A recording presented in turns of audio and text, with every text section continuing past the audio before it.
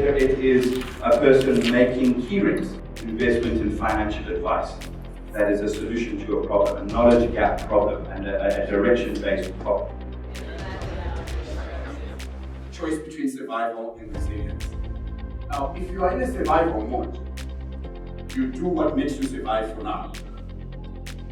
And next week, the things that you're trying to survive from are different. So you also change next week to try and survive next week's circumstances. By impact, integrity, and the value we create for others.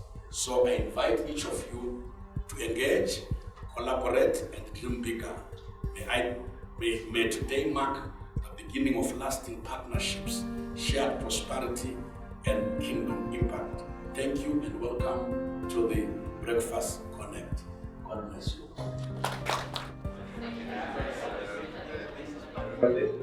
Patrick David, another author, in his book, Your Next 5 Moves, says that write down your processes. Then commit to getting rid of 2. Remove them. Because sometimes in our processes we're overcomplicated. And that's about to become very important and very expensive. Because the next P is people.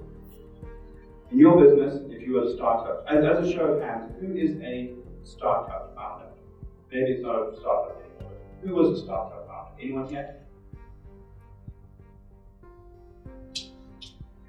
Who's got a side hustle over and above the job they're doing right now?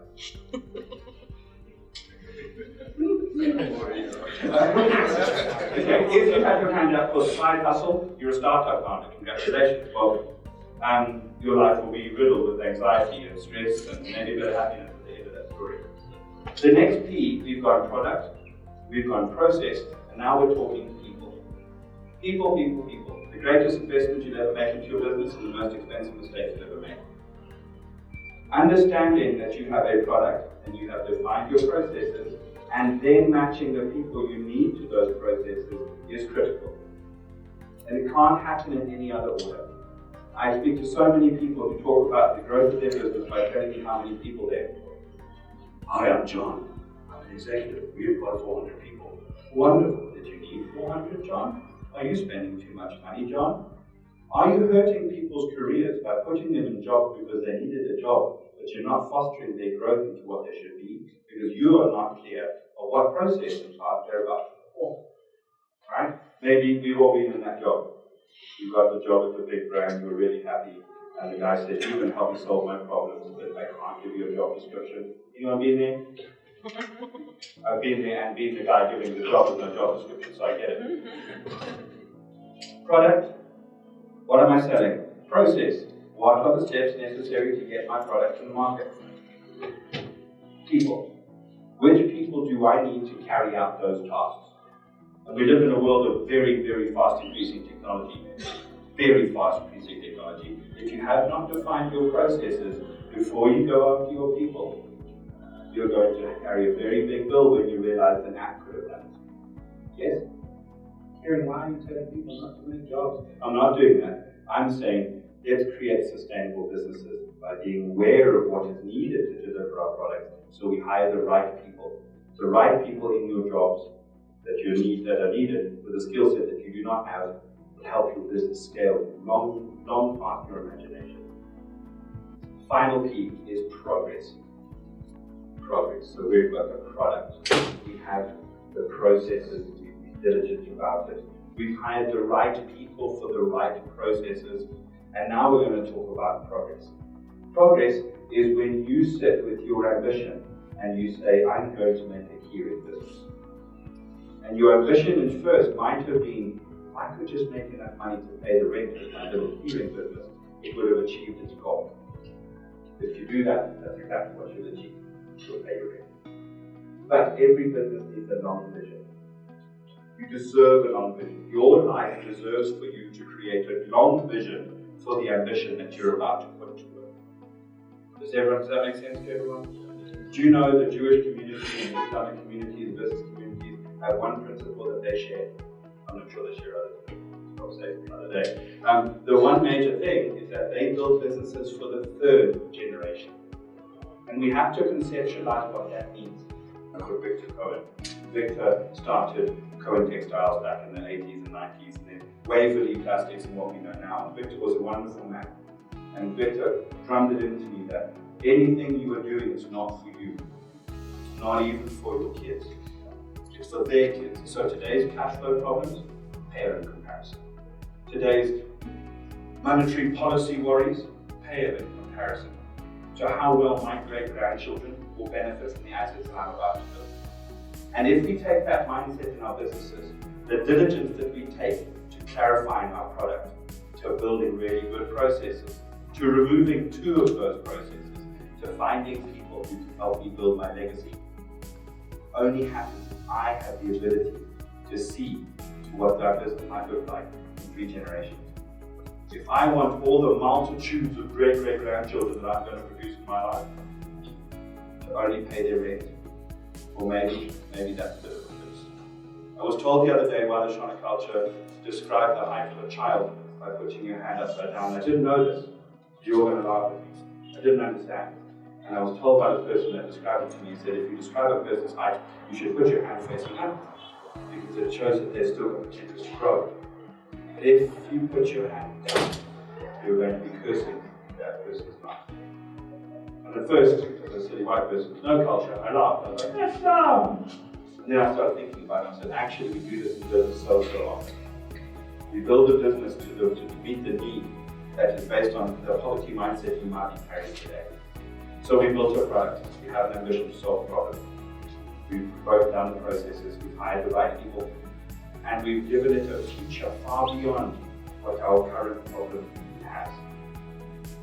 If you can take the time to do that and keep the diligence to doing that, your board meetings will get shorter. Your pitches will get sharper. How you negotiate good and bad sales will get very clear. Because there is such a thing as bad business. And desperation brings us to make bad business decisions. Yes, I'm sure we've all been there and see a little pain in people's faces as well. If you can use this framework like I've done, like we've done as a company, means that when things get noisy, in 2022 we had a terrible cash flow. We thought the business wasn't done. We thought Monday morning we were robbed on Friday night, Saturday morning we were crying. We thought Monday people are going to rush to come get their money out of our business, and it's gone. It never happened. It never happened. And this allowed us to come back to, what are we doing here? Why does ABC exist? Why do I exist? What's my solution to the world? So if you can take anything from that, I'd appreciate that. Product, what are you selling? What problem are you solving? The processes, how I deliver it. The people, the support I need to build it. And what progress am I projecting now? What future am I allowing myself to give my business? Good luck. Thank you so much for coming. Thank you so much, thanks for the wonderful speech to us and inspiration that has come to us all. The next segment is I'm going to ask you all to make a business card. Have all your business cards brought by the others.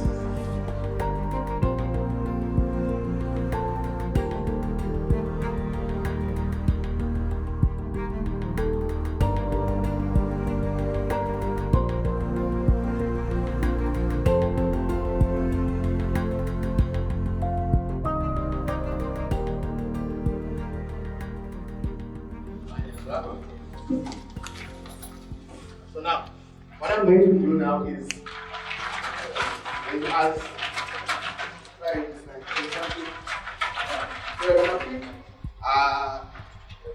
any business card from here.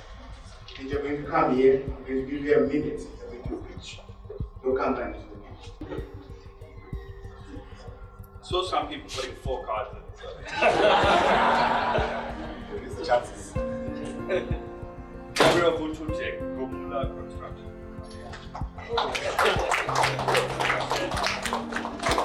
Thank you. Thank you. Gomula Construction entirely in building, civil construction. We also cover renovation of residential, industrial, and commercial projects. We are also specialized in project management.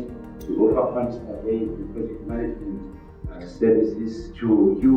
So Gomula is a one-stop shop in terms of we also do property development, buying space, develop space, and then we sell so that we deal with your accommodation problems. We are still at the stage of rent out, we also do renting.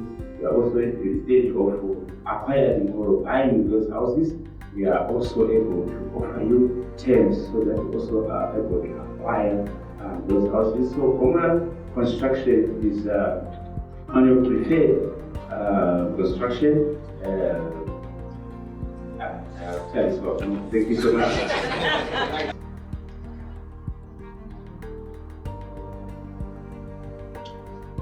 So Dr. Masya Mangiza, who is a specialist pediatrician and neonatologist.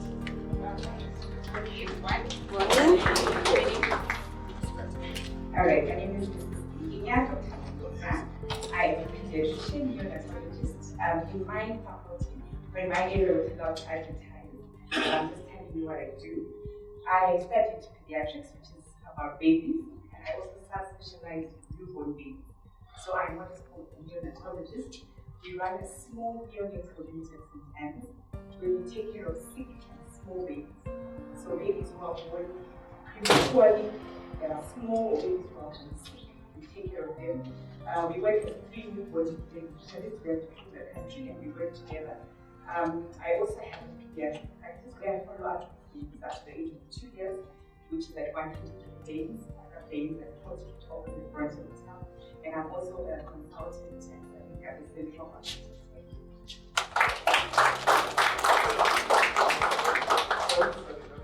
Anything that you want to ask of anyone to ask anything to know? Maybe that you want to try it with any babies, something. The question. Okay. Just a quick one. What inspired you to do this kind of work? So, to be a doctor, because my father had forced me to be. I was scared of that. I wanted to be a pharmacist. But once I got into it, I really enjoyed it. And I loved babies, and I just thought when I was starting to be a doctor, that's why I got into pediatrics. Then as part of my pediatric training, I got a chance to go to France for a year, and I worked in the newborn baby unit. And I saw how babies survived, small, tiny babies, 700, 800 grams survived in France. And this I knew that in Zimbabwe they died. So that's been inspired me to go and study newborn babies. And I must say, at our small unit of unit at St. Anne's, we're having as small as 185 grams survived. So that's like a dream come true. Kune machembera panapa kutyana noyo mwana yawira mukati swakumbuya murafe kana kuya. Can you explain on that? So Nora is basically even spontaneous. It's just a gap in the baby's scalp. Because Mwana, the baby's head is growing. So there's a gap which allows expansion.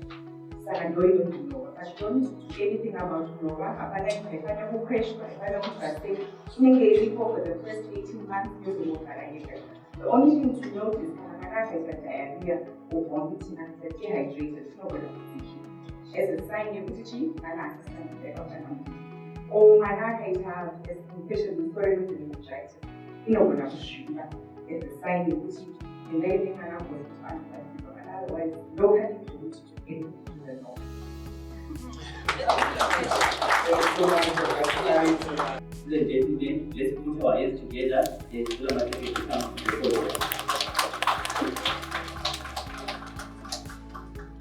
Thank you very much. I really appreciate. I have to acknowledge the president of my church. Yeah. Really respect you. I know that there are more seniors, so you didn't mention. Maybe instead of calling me a doctor, because I'm a man, I suppose that's professional. I also have been with the other church. So I hope. I actually planned this morning to come with my family, so that after this we fellowship together. Unfortunately, we got a funeral in the family, and then soon after my presentation, you may see me again. Alright, so no, thank you very much. I had prepared a small presentation But in terms of the arrangement that's here, maybe I will see the presentation, I'll talk about it, I'll get it circulated. And then we can always look at it. Before I get into that presentation, in summary, because we're talking about foundations of businesses in technology, thank you very much. 4 P's and the foundations are about, so what is business about? That's what I mean. In the context of today and into the future. In the context of how you make that business resilient and foster sustainable trust into the future, which means you are not doing temporary things. But I'm also going to talk about what sort of choices are always very important to make as you lead your own business as an entrepreneur, or as you, like myself, are leading in a business that's over time. I've seen them as that. So there are a few choices that you make, a few decisions that you make, which will either make your business succeed or can actually break business. And I'll talk a little bit about some of the principles, and it will not be a very good thing to do and not talk about a few principles. I have also learned it at school, my previous educational degree. So that's what I'll probably do. So if you can just go to the next slide, you may not see it, but so business still remains the same. If you go to old times, come to modern times, business is about maximizing returns. You're trying to get value, but you're also trying to minimize risk as you do that. Now, I mention this because oftentimes we focus just on the upside, which is how do I maximize returns? And that tends to come naturally. Because you set up a business, you want to, and you can set targets of how much wealth you want to create over a period of time. But we remind ourselves that there is also the need to minimize risk as a part of a foundational and behavioral and practice that you will need to do.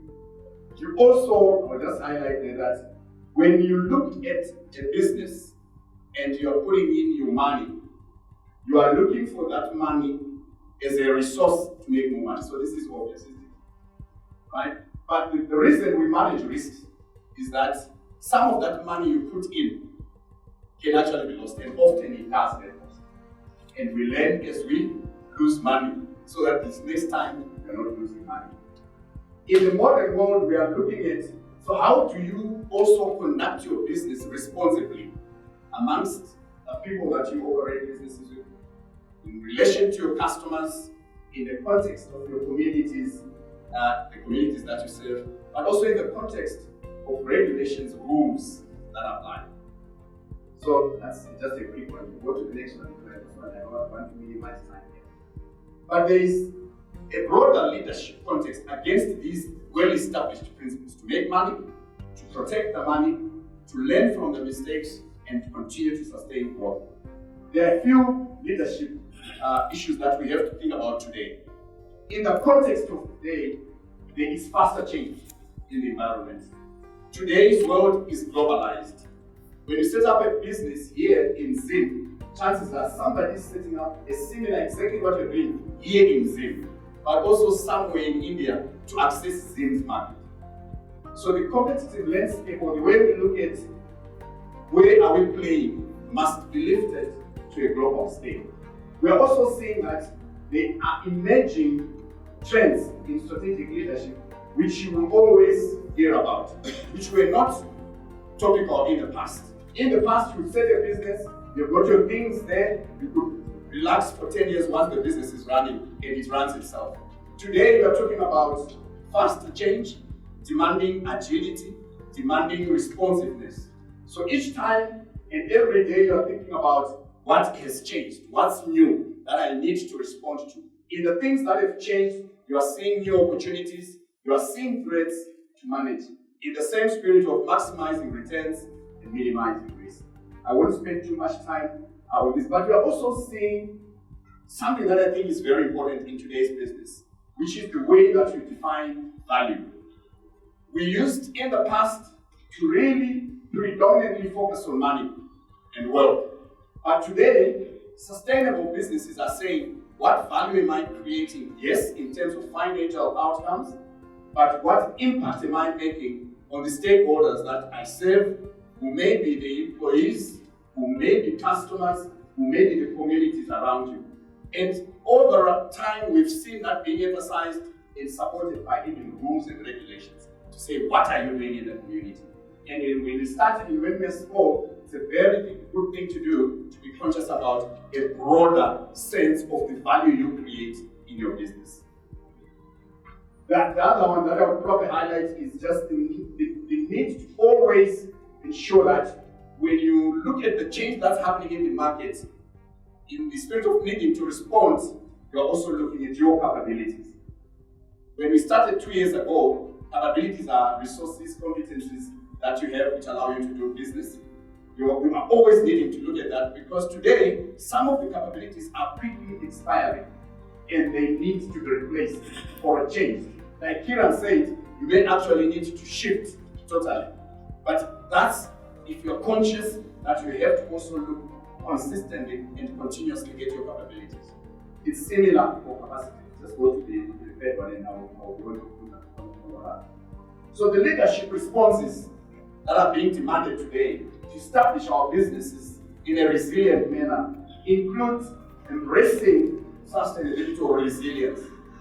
So when we start today, we must be thinking about, Kiaran said, third generation, but the long term. How do I ensure that the practices, the decisions, the choices I'm making today are going to sustain my business for the long term? And you are also seeing a theme that says value, which I described in my previous slide, is the broader sense of value. A conscious way of monitoring that and saying, am I delivering it to the stakeholders? So customer centricity is becoming a key thing. We are also seeing purposeful employee engagement. Kiaran spoke about that. We are also seeing the need for transparent investor management. And I know that when you are starting, you may be the sole investor, and that's what you may think. But there are also other people that are invested in your business. They may not have put money in, but they may have put some other forms of capital. How do you relate? How do you ensure that your relationship is actually supporting your business to grow? Because a lot of times I've seen businesses fail because they've just failed to manage relations amongst people who invested in a shared business or shared outcome. Building resilience and adaptability, strategic leadership today requires sustaining vision and focus under or against the backdrop and increased uncertainty. And so, sustaining vision and focus becomes important. Empathy and complexity. Let me go to the last one, and then I'll shut the slides up and come to the So, how do we strengthen the structure of our business, which is another one? If you remind yourself that you're a steward of your business, you always want to strengthen that role that you play as a steward of your business, or the business and the value, the wealth you create, that come out of it. So I've already said managing risks and finance, and I'll talk a little bit about finance. We normally talk about counting the money, but we never think of it as decision support. We never think of it as part of managing the risks. We never think of it as part of contributing to the value of the strategy that you are creating. All of that becomes emphasized if you are wanting to strengthen your stewardship. But we must also influence strategy and value. If you are leading, and if you're an entrepreneur, that's easy. But sometimes as you grow, the temptation is you start to have structures that make themselves become the undoing of your initial strategy. So it's very important to say, as you grow, you are still connecting with the strategy that you wanted for setting up the business, even as you now relate to structure. Because no one will have as clear vision as you, the entrepreneur. But you now need to ensure that the structures are also working to validate them in continuous strategic validation. So you can shut up this and you will get the presentation. But let me now come to some of the key decisions that one has to be making. And the first one that I've always seen people fail to make is the decision between living in the past and living in the now and into the future. When you start a business and you've gone through troubles and turmoil, that's experience, that's your history. But if you fail to decide to say, I am running this business for now and into the future, you may well be stuck in the past. And you start to say, oh, I lost money in 2008, oh, I did this. And you continuously remind yourself of those failures instead of learning from them and drawing a line and saying, yes, that's happened, but today I'm living in the now and into the future. And my business is living in the now and into the future. Now it makes a whole lot of difference. Because if you recognize that you are making or creating a legacy for now into the future, the choices and decisions you make are located properly. You are starting to say, what will I do today that creates the next 10 years? Instead of, what was 2008, which is, becomes a fear. So that's the first one. But the second one I've always seen people struggle with is the choice between survival and resilience. The choice between survival and resilience. Now, if you are in a survival mode, you do what makes you survive for now. And next week, the things that you're trying to survive from are different. So you also change next week to try and survive next week's circumstances. But in business, even if sometimes we have to be conscious that you are in a survival mode to cross a phase, you need one eye and set of objectives that you are always alive, that is looking into how do I make this business resilient. And the weight of effort and focus I would like to posit must be more on the long term. And the short term is how you navigate to your long term. The third one, and it's probably more difficult, is a choice between doing the easy thing and doing the right thing in business. And I would like to say upfront, a successful business, and this is from experience and research, is a business that would have consistently made the right decisions even when they were not the easiest decisions or the easiest choices. Because it's very easy. When Vasco da Gama was traveling from Europe to India, the easiest path to follow would have been the path that the winds would take him. Because then he would not need to do anything. Right? You just follow the wind. But that would not get him to India. But the right choice meant that at some of the times, the captain had to get his men to work against the storm and the winds to sustain a directional thrust, because that was the right course. So today in business, I see a lot of people make short-termist, easy decisions and choices. I'm happy that people in here at least have chosen to have a brand and be visible, and they've chosen to be formalized. But I've seen a lot of clever young people with brilliant ideas, brilliant products. They already have processes, and they've got a team and people that they work with, and they're doing many things, but they are choosing to remain informal. Why? Because that's the easier thing. You avoid the taxes, you avoid the scrutiny, you do your things, you say, pay me cash. Cash is easier. But what they don't realize is by picking and selecting the easier one, they think they're hiding from Zimra, but they're also hiding from more customers. They're also hiding from more supports. They're also hiding from people that would help them succeed. So I talk to them, some of them, and I say, how do you want to succeed if you keep hiding yourself? And I tell them it's forgivable, and I'm sure that it must be understood that you start small, but I don't think it should be the case that you remain informal. Because by remaining informal, number one, you're shortchanging yourself. Beyond shortchanging yourself, you are not quite responsible in my view. Because after operating informal, You will want to use a formal hospital and see a formal doctor. She's a very formal doctor, the lady that came here, because she went to school, invested in that. You want to use a formal road, a formal clinic, and you remain informal. I think it's also irresponsible. So, but that's one example where people make the easier choice, but not the right choice. I've also seen people say, today this product is the easier one to sell. Zviuta, zviri fashionable, takumhanya nezviuta. Then when zviuta are no longer fashionable, takumhanya necarpenter from Mozambique. So you change, you shift, and you are chasing the easier thing.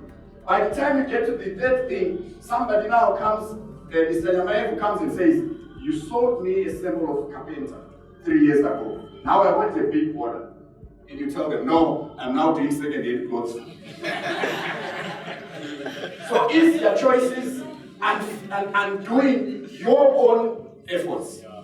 So the choice between easier and right. But I also see that even in choices that we make in transacting, right? It's easier in inverted commas to say to him, I want this transaction, but what can I do for you and what can you do for me? Right? That's the easier way. That's the easier way, you will, because it's transactional. But is it the right way? Because how many people do you think Anglo-American would need to pay to grow to that level over time? And I've also argued that making consistent right decisions, not the easier ones, people will actually respect you. They respect you for that. And I can testify, no one comes to my office and tries to say, can I do this? Because they know that I will not do that. It's the easier thing, but it's not the right thing. And normally what happens when people do business that way, you flourish for a moment, you get a few deals for a moment, and then bang, all of that progress goes on a very small, easier choice that you think you're doing. The last one is a choice about what legacy is a company, a business, what are you wanting to be known for? And that thing can't be, I made billions. I don't think that's what it is. It can't be, I made millions. It's important to make the money. But can you remember, just remind yourself, at a funeral, and at one at the moment, I never heard somebody say, Bagaita man. People want to look at Bagaita man. But they speak about impacts. They speak about what you have contributed to the next person. I hear people that work for businesses say, I was nurtured and groomed here. I hear customers that would say, they served me well. I hear regulators that might come and say, we never had issues. Those things, to me, become much more fulfillment than maybe sometimes what we think is the biggest thing. So locating the business and the effort in the context of what do I want to be known for? In other words, what will people write on that after I'm born? And they will not respond to the cemetery and see dollar signs. But it's not to discount it. I'm just saying we must locate all of this within the bigger context of what I want to be known for. Let me end here and close so that we may have questions. But Bishop, thank you very much. Because you know what, I'm also very happy because Kiaran and I are the first speakers that we are told at an inaugural function, which I'm sure is going to grow. This room is going to be very small. In fact, in 3 sessions or so, I think this room will be very small. So we might have to think of another venue or another different time. And I would like to wish this effort all success. Thank you very much. Thank you so much. You've enlightened us. I believe by the end of this day, should have brought to someone understanding the fundamental the foundation that we are laying. We are not only doing it for us now, but for the generation. And the youngsters that are here, they are learning. I believe we are grasping one or two things from our speakers that should implement as we start. Some are still in school, some are already in business, but let's do it right, like he has highlighted. let's formalize everything. Let's bring the proper who get who both are, I believe so. Thank you so much. I'll call upon Africa to give us answer. Thank you so much, Mr. LC, and thank you so much to our speakers. Ladies and gentlemen, as we close this Enough Loud business pitch, I believe we have all benefited in one way or the other in networking, and we have all seen the essence of why this is important, not only to yourself, but to the next person standing right before you. You are the marketer of your neighbor's business. What this essentially means is that you grow well when the other business is growing well. So when we collaborate and join efforts together, all our businesses are going to succeed. And if our businesses succeed, it means Zimbabwe is on a roadmap of success because we are working as a team, we are collaborating on our efforts, and we are putting all our resources together to make Zimbabwe great. Last I checked, Zimbabwe's GDP was now said to be 44 billion. And I was asking myself, how much of that 44 billion are we as business people here in Shiloh or in the AFF controlling? If we can only control just 500 million of that GDP within our network, even here as Shiloh business community, as a community, we are on the roadmap to success. So ladies and gentlemen, this is our first edition, and we are hoping so much that you will continue to support this great initiative, you will continue to participate. What we look forward in the next event is that we are going to be circulating at your company premises, holding these breakfast meetings right at your company doorstep and inviting everyone at your company. So make appointments with us, tell us when you are free, tell us when you are comfortable, we check with our diaries, and we come to business premises and you host us, we conduct these business breakfast meetings at your premises because we want to get to know each other. Allow me, ladies and gentlemen, at this moment in time to welcome on board our doctor, Ms. Digenya, who's going to give good appreciation to our guests for coming to this ceremony. I'm trying to be disciplined. I'm a lawyer. I paid to talk, so I can talk all day. Thank you so much.